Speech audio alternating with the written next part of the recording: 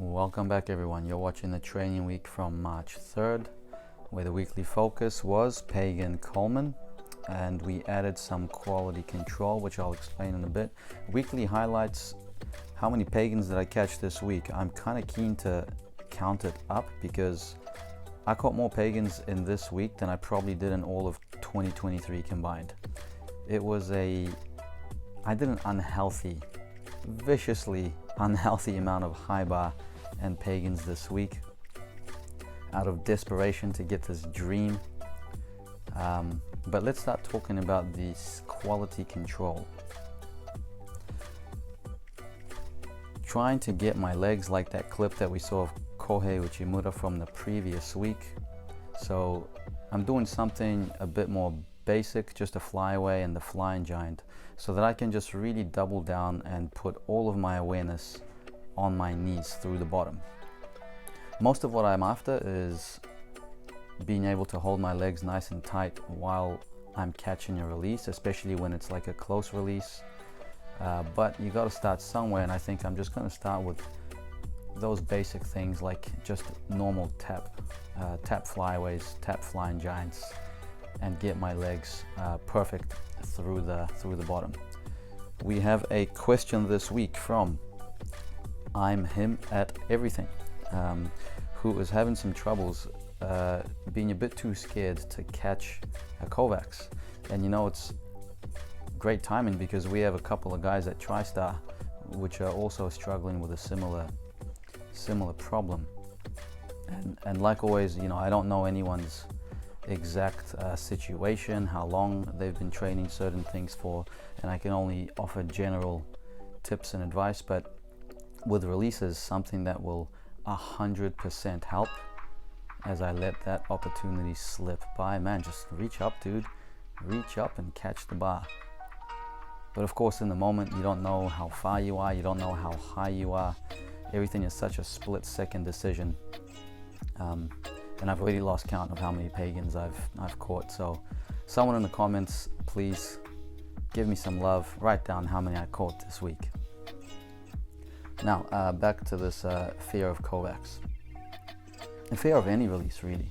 The one tip that will help is to do it only with a mat slide for a period of time, so that you can purposely come close to the bar.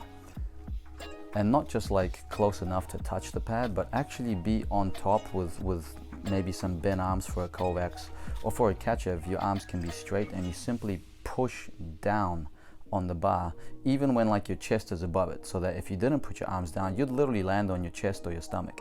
And the great example of this is Paul Harm. If you watch Paul Harm's catch-evs from probably like maybe 2007 or 2008 Winter Cup, just from the top of my head, or just watch him, because you'll come across plenty of routines where in some cases his shoulders are literally in front of the bar, but he knows what to do in that situation, and because he knows what to do, he's not scared to go for the catch.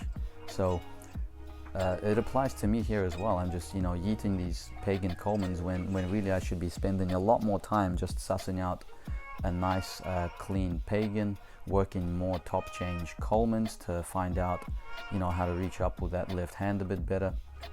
But what keeps gymnasts from doing things like more comfortably step by step is because we're always in a rush. We're always in a rush, and we want to get our skills, our dreams as fast as possible. And even at 33, you know, I still fall into that same pitfall. Just trying to get things as fast as possible and making a lot of compromises with form and really safety too, right? So I have done a lot of Pagans though in the past with just the pad to suss it out. So that would be my advice. Only with pad for a week, maybe even 2 weeks, and get into a point where you get in your Kovacs like really high, so that you're not afraid to kick out, look down at the bar, get in touch of when to kick out, where to look when you kick out, so that your visual is very clear, and really just to take time to get all those minor details comfortable. Then when those are comfortable and you're going for the catch, you're still going to freak out. 100% you're still going to freak out, but you will have some more control. You'll have some more tools through which you can navigate that fear state, that high adrenaline state. So taking a step back to take a step forward. Hope that helps. And speaking of those, man, I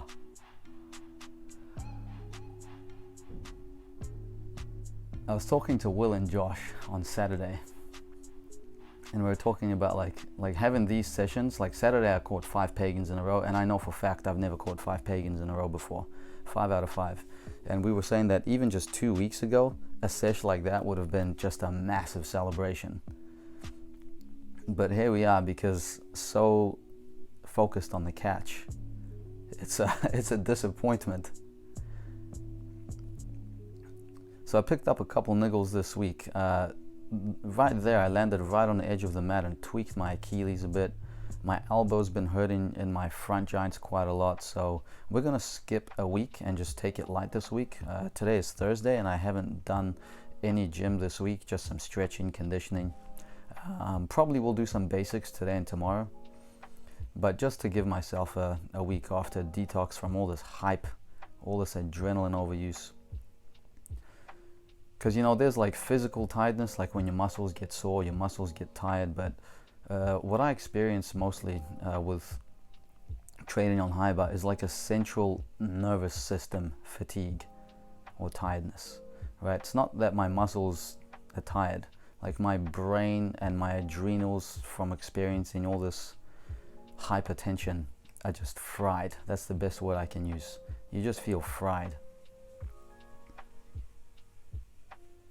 So gonna take a nice and light week to recoup and continue the journey. Yeah, but Saturday was massive. 3 days in a row. Just an unhealthy amount of high bar. What's the word? Overkill. That's gonna be the title of this training week. Overkill.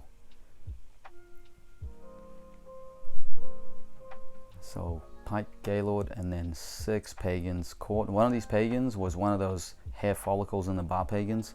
And what I want to do is I want to find some clips of athletes which in competition caught the bar and did not lose form. Yeah, see, I know all I had to do was reach up, and that's happened like 3, maybe even 4 times that week. So I'm going to take a step back on my first week back, and probably, just like I said, work on some more of those Colemans from top change and some more pagans with crisp form. But I'm going to find some clips of gymnasts on high bar, masters, that have caught close like that. If you watch the slow-mo, you'll see my hair literally brushes the bar. Dangerous territory, but the masters, they keep form even in the midst of such dangerous territory, and not only that, they still giant out clean. So I'm going to dig up some clips, and maybe we'll take a look at some of those in the next video. Yeah, so I was just fried. I was so gassed. But then you go to P-bar and you don't feel too bad, because like I said, it's not muscular fatigue, it's that like just too much terror. You can only stay in an adrenalized state for so long, and when you overuse that faculty, it's a different kind of tired. But I did get through a P-bar routine. I fell on the giant Diami, mostly because I didn't really commit to it. I was just testing the waters. It's 6th skill in the routine, so it's fairly late. But in retrospect, I think I would have been okay to go for it fully. So 5-1 P-bar routine has now become the base. Gonna keep on training it once a week, maybe twice a week for now. Here we go. But yep, all I care about, as you know, is just continue to chip away at that pagan Coleman. It is crazy how fast, I remember at the start of the year, I said, well, 2025 goals is pagan Coleman, and then if I get it, Maris, and if I get that, I'll start training Kudinov 2 again. And I honestly didn't expect that I would get so fast, so quickly. We're sitting just in March, and I've been trying to literally catch pagan Coleman for the last couple of weeks now.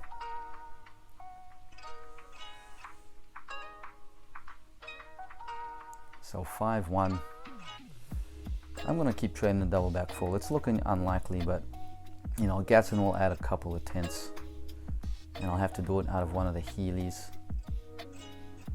Double back full would add 6 tenths, but man, that is You know, I made an analogy ages ago. The way I get my skills is like digging through a big, hard, rocky mountain with a small metal teaspoon. Just keep on gritting away at it, keep on going until finally you come out the other side. But you know, there are a lot of intelligent approaches you could use to speed up the process. And here at 33, I'm still in that pitfall of just rushing and trying to go. But I do my best to look at alternatives and try to do things outside of just training the skills to help myself. And you know, a good little thing about this week, my swings felt higher on rings. I was able to swing with less pain, so I took the height up, and it's been like 1 year, 4 months since surgery, and I'm still reaping the benefits, and it looks like the recovery is still taking place. I'm still not at a maximal point in the post-surgery recovery. So it was supposed to be about a year, and it's been a year, 4 months, and it's still getting better. So that's good news. If you're keen to support my journey and my build up to World Championships and beyond, please consider checking out the Patreon linked below. Massive shout out and thank you to all the Patreon support out there. And Japan Juniors Part 2 is in the works. Thanks for watching, all the best, and until next time.